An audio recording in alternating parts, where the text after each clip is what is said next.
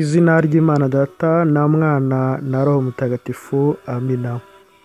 Amasomo yo kuwa kabiri w'icyumweru cya 16 mu byumweru by'umwaka wa liturujia B. Isomo rya mbere turarisanga mu gitabo cy'umuhanuzi Mika, umutwe wa 7 umurongo wa 14 kugeza ku wa 15, umurongo wa 18 kugeza ku wa 20.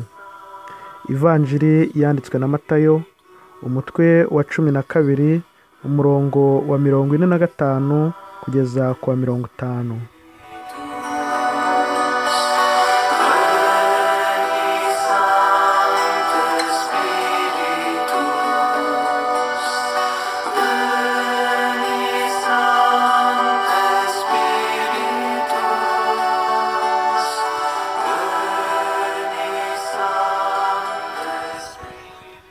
Isomo ryo mu gitabo cy'umuhanuzi Mika.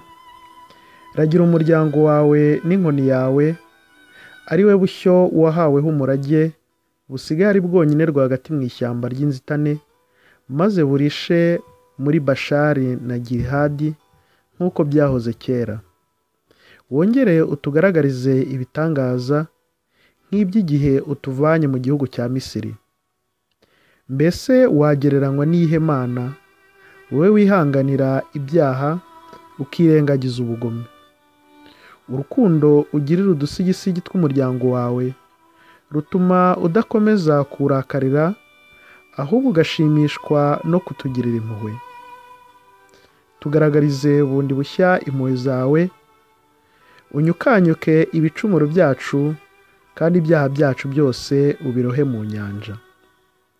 Yakobo uzamugaragarize ubudahemuka bwawe, na Aburahamu umwereke ineza yawe, nk'uko wabirahiriye abasekuruza bacu kuva mu bihe bya kera. Iryo ni ijambo ry'Imana.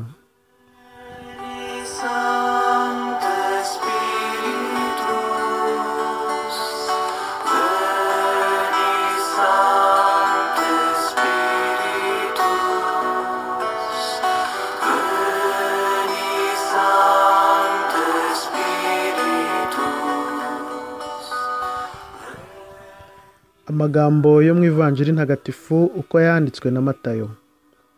Muri icyo gihe Yezu akibwira rubanda, nyina n'abavandimwe be baba bari hanze bashaka kugira icyo bamubwira.